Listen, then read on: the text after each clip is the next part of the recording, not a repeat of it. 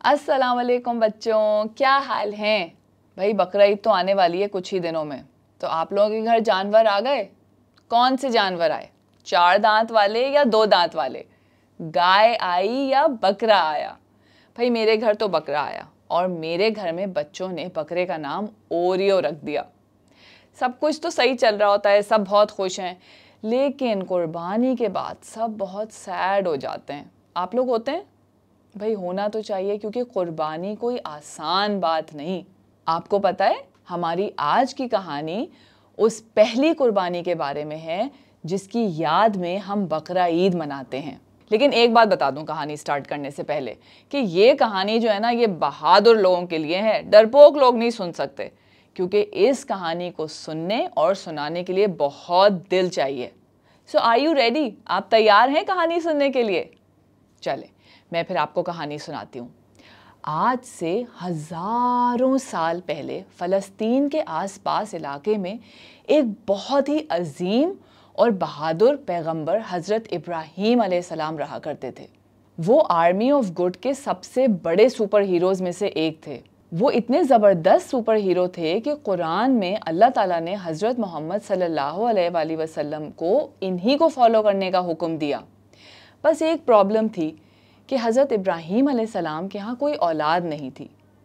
बहुत दुआओं के बाद हज़रत इब्राहीम के यहाँ अल्लाह ताला ने उनको एक बेटा दिया और हज़रत इब्राहीम ने अपने बेटे का नाम इस्माईल रखा।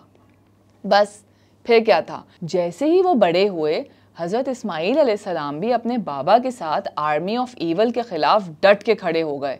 बस दिन रात अपने बाबा के साथ रहते और उन्हीं के साथ दिन गुजारते। वो दोनों बहुत क्लोज थे। एक दिन हज़रत इब्राहीम अलैहिस्सलाम सोते से घबरा कर उठे।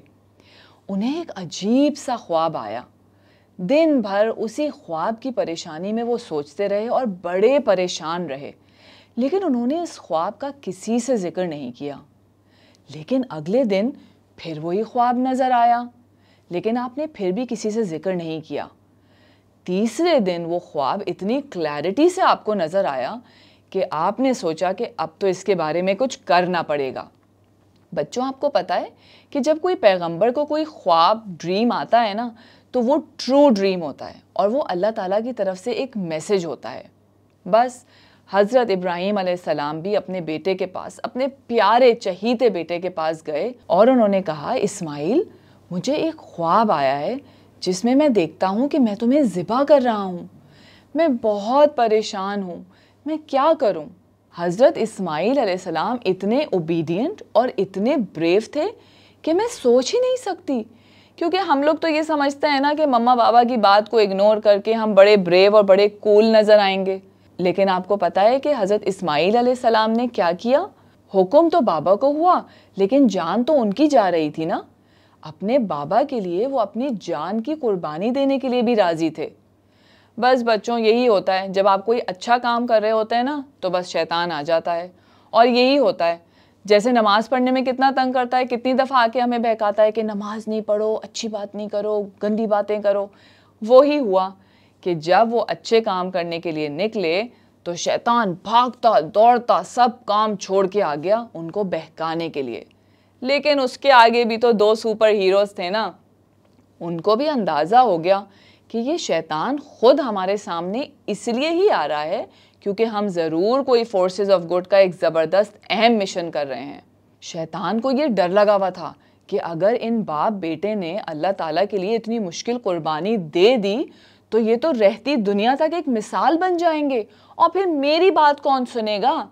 बस इसीलिए उसने 3 दफ़ा 3 जगहों पे, 1 दफ़ा नहीं, 2 दफ़ा नहीं, 3 दफ़ा हज़रत इब्राहीम अलैहिस्सलाम और हज़रत इस्माईल अलैहिस्सलाम को बहकाने की कोशिश की। लेकिन वो दोनों तो सुपर हीरोज़ थे। बस वो डट के शैतान के सामने खड़े हो गए। हज़रत इब्राहीम के पास उस वक्त तो कोई वेपन्स नहीं थे, तो उन्होंने आम से पत्थर उठाए और उन पर दुआ पढ़ी, और वो आम से पत्थर दुआ पढ़ने से पावरफुल मिसाइल्स की तरह बन गए।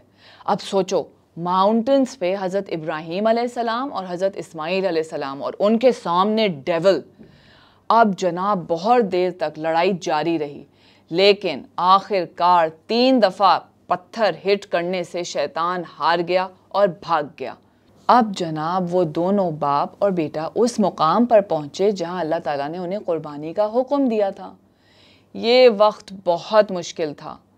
हज़रत इब्राहीम अलैहिस्सलाम अपने बेटे से बहुत प्यार करते थे। और यहाँ आप हज़रत इस्माईल अलैहिस्सलाम की ब्रेवरी देखिए। हज़रत इस्माईल ने कहा कि बाबा, आप मेरा चेहरा नीचे ज़मीन की तरफ कर दें और मेरे चेहरे को ना देखें, वरना उसको देख के आपको तकलीफ़ होगी। बस सब चीज़ तैयार थी, हर चीज़ रेडी थी और हज़रत इब्राहीम अलैहिस्सलाम कुर्बानी के लिए तैयार थे। फिर ऊपर आसमान से आवाज़ आई, बस इब्राहीम बस, ये बहुत बड़ा और बड़ा अहम मिशन था जिसमें तुम दोनों बाप बेटे कामयाब हुए। अब तुम्हारी ये कुर्बानी रहती दुनिया तक कायम रहेगी। और बस इसी को फॉलो करते हैं हम सब। हाँ बच्चों, तो फिर कैसी लगी कहानी? अब इस बकरा ईद पे जब आप अपना जानवर कुर्बान करें और आपको थोड़ा सा भी अफसोस हो ना, तो ये सोच लीजिएगा कि आपकी इस कुर्बानी पे अल्लाह ताला आपको बहुत सवाब देगा। बच्चों, हमने इस कहानी से ना 3 चीज़ें सीखी हैं। पहली तो ये है कि फोर्सेस ऑफ गुड के जो भी सोल्जर्स होते हैं ना, वो अपने मम्मा पापा की बात मानते हैं, चाहे उन्हें जैसा भी लग रहा हो। दूसरा ये कि जब भी आप कोई अच्छा काम करने जाएंगे ना, तो शैतान आके आपको ज़रूर बहकाएगा। और तीसरी बात ये कि जो भी कुर्बानी आप अल्लाह की राह में करेंगे ना, वो कभी ज़ाया नहीं जाएगी। इसी थॉट के साथ I will and the story here. I hope आपको मज़ा आए और ईद पे खूब मज़ा करिएगा। टेक केयर, ईद मुबारक।